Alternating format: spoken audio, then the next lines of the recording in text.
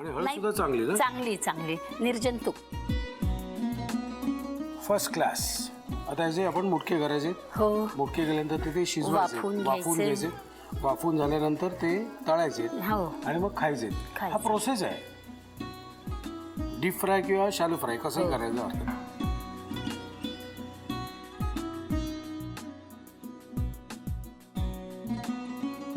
हा पदार्थ तुमच्या घरी होतो का वरचेवर? होतो कारण आता तुमचा दिवस किती वाजता सुरू होतो? 5:30-6. बरं, नातीचं झोपायचं टायमिंग काय असतं?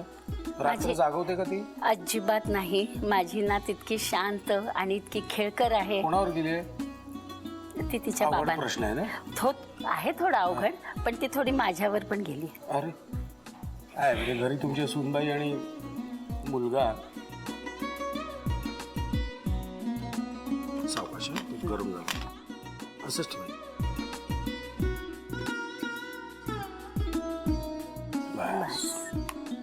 ठेवू आपण. हो. आपल्याला किती वेळ लागेल साधारण? 10 मिनिट 5 मिनिट 5-10 मिनिट 5-10 मिनिटात बस. व्यवस्थित शिजू दे. व्यवस्थित शिजतं. झालंय आमचं हे शिजून रेडी आहे. तिथे तेल तापून रेडी आहे. आता काय करायचं? आता ते सोडायचे आणि मग खायचे.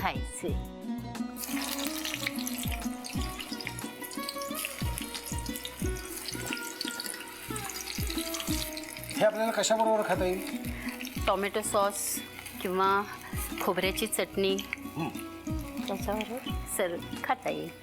मुलांना टोमॅटो सॉस तर आवडतोच. आणि तसं झटपट आहे. फक्त ही भाजी असायला पाहिजे. या भाजीच्या ऐवजी कुठली दुसरी पालेभाजी चालेल नाही का? चालेल, पण याचं महत्व वेगळं आहे म्हणून खायचं. बरं, वारीच्या वेळी तुम्ही पंढरपुरात असता का? हो. आता पण मी गेलेली. हो, दशमीच्या दिवशी गेले. मस्त एकादशीला विठुरायाचं दर्शन घेतलं. आंघोळ करू ना चंद्रभागेला. हो का?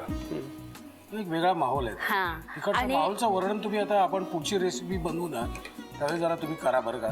कारण बरेचसे रसिक आमचे खवय्ये असे आहेत की त्यांना इच्छा असते पण जाऊ शकत नाही. खूप सुंदर. आणि सिनियर सिटीजन सुद्धा आहेत की तिथे गर्दी खूप असते त्यामुळे त्यांना जाता येत नाही.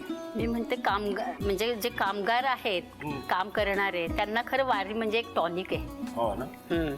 बस वर्षभर देवाचा आशीर्वाद. First class. ओके, आता हे झालं तर आपल्याला लिंबाचा एखादा थेंब चालू शकेल.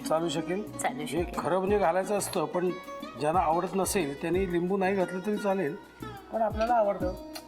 टेस्ट चांगली व्हायला पाहिजे ना. घेऊन घ्या साहित्य आणि कृती. पुनर्नवाचे मुटके बनवण्यासाठी लागणारे साहित्य: पुनर्नवाची भाजी, बारीक चिरलेला कांदा, भाजणीचं पीठ, आलं लसूण मिरची पेस्ट, लिंबाचा रस, हळद आणि मीठ. कृती: प्रथम एका बाउलमध्ये पुनर्नवाची भाजी घेऊन त्यामध्ये भाजणीचं पीठ, बारीक चिरलेला कांदा, मीठ, आलं लसूण मिरची पेस्ट आणि हळद घालून तयार मिश्रण एकजीव करून त्याचे मुटके तयार करून घ्यावेत. स्टीमरमध्ये केळीचं पान ठेवून त्यावर मुटके ठेवून ते वाफवून घ्यावेत. कढईत तेल गरम करून वाफवलेले मुटके तळून घ्यावेत आणि लिंबाचा रस घालून सर्व्ह करावेत. बेबी कॉर्न किती लागणार सांगा?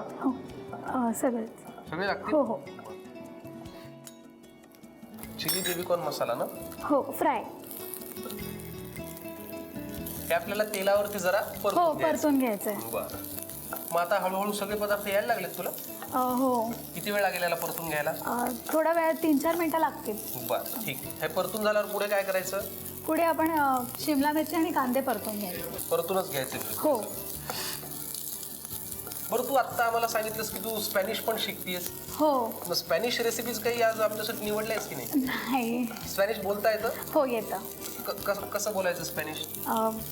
स्पॅनिशमध्ये आता तुम्हाला हाऊ आर यू विचारायचं असेल तर कोमो एस्तास विचारायचं. कोमो एस्तास. ह्या सगळ्या धामधुमीमध्ये आपली धारवाडकरची एक भाषा आहे.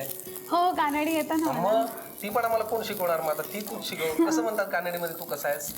निहांगिदी. निहांगिदी. आणि मी छानेला ना चनागिदिनी. ना छलो इदेनी. बरं, ठीक आहे. आता हे परतून झाले? हो, झालंय. बाउलमध्ये काढून ठेवा.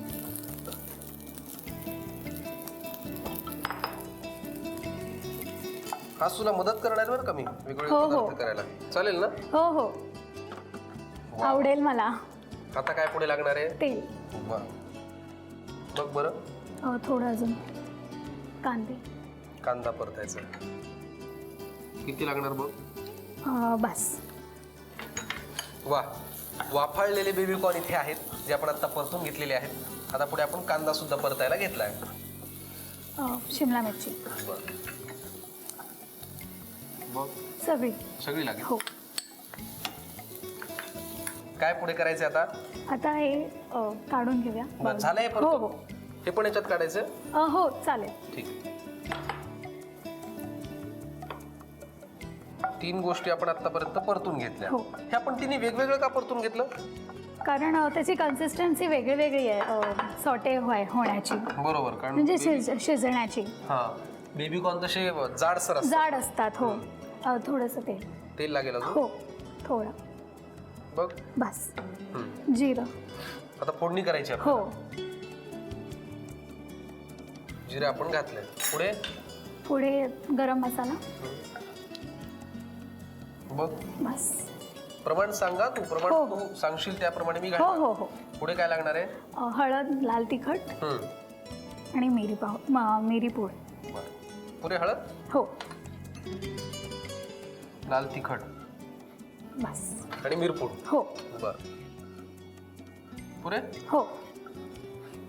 आता हे मिक्स करायचं. ह्याच्यात मिक्स हो. करायचं. बरं. तो मसाला जळायच्या आत हो. तुम्हाला ती काळजी घ्यायला लागेल करताना. मध्ये सगळ्यात आधी आपण बेबीकॉर्न आधी सॉटे करून घेतले तेलावर, मग सिमला मिरची आणि कांदा सॉटे करून घेतला. कारण या दोन्हीची जाडी जरा वेगवेगळी आहे, त्याच्यामुळे लागणारा वेळ थोडा वेगळा आहे. आता काय राहिलं? किंवा कधी कधी कांदे लवकर होतात. बरोबर. आणि सिमला मिरची थोडी कच्ची राहिलेलीच जास्त चांगली लागते हो. खाताना, त्याच्यामुळे वेगवेगळं परतून घ्या तुम्ही. झालं की आता साहित्य तर आपण हो ऑलमोस्ट हो. सगळं घातलेलं आहे. आता मीठ चवीनुसार. बर. बघ बरं. थोडं. बस. पुरे. हो.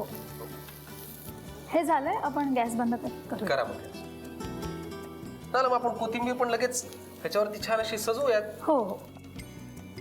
वा वा वा वा, क्या बात है. अशा प्रकारे तयार झालेला आहे चिली बेबीकॉर्न फ्राय हा पदार्थ. बरोबर. हो. क्या बात आहे. पटकन तुम्ही लिहून घ्यायसाठी लागणारं साहित्य आणि कृती. चिली बेबीकॉर्न फ्रायसाठी लागणारे साहित्य: बेबीकॉर्न, हिरवी सिमला मिरची, बारीक चिरलेला कांदा, जिरं, कोथिंबीर, गरम मसाला, काळी मिरी पूड, हळद, लाल तिखट आणि मीठ. कृती: एका फ्राईंग पॅन मध्ये तेल गरम करून त्यामध्ये प्रथम बेबीकॉर्न परतून घ्यावेत आणि एका वाडग्यामध्ये काढावेत. नंतर त्यामध्ये कांदा आणि सिमला मिरचीचे काप परतून तेही एका वाडग्यामध्ये काढावेत. फ्राईंग पॅन मध्ये तेल गरम करून त्यामध्ये जिरं, गरम मसाला, हळद, लाल तिखट, काळी मिरी पूड, परतलेले बेबीकॉर्न, सिमला मिरची, कांदा आणि मीठ घालून सर्व एकत्र करून घ्यावं. वरून कोथिंबीर घालून डिश सर्व्ह करावी.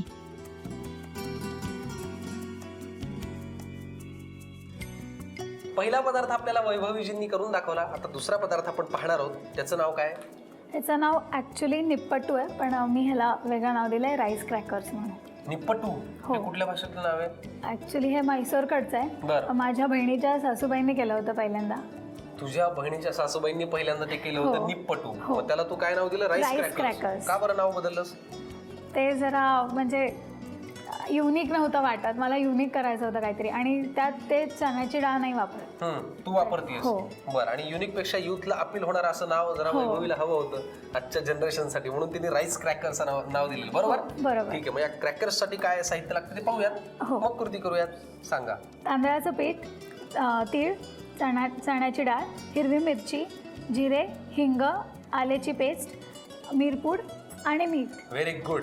राईस क्रॅकर्स साठी लागणारं साहित्य काय ते आपण पाहिलं. आता आपल्याला कृती करायची. किती वेळ लागतो ग?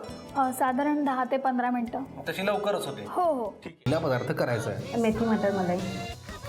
आता आपल्याला दुसरा पदार्थ पाहायचा आहे. स्टफ केळफूल. आता ही तिसरी रेसिपी आहे. काय हिचं नाव आहे? हे काश्मीरी पनीर मसाला.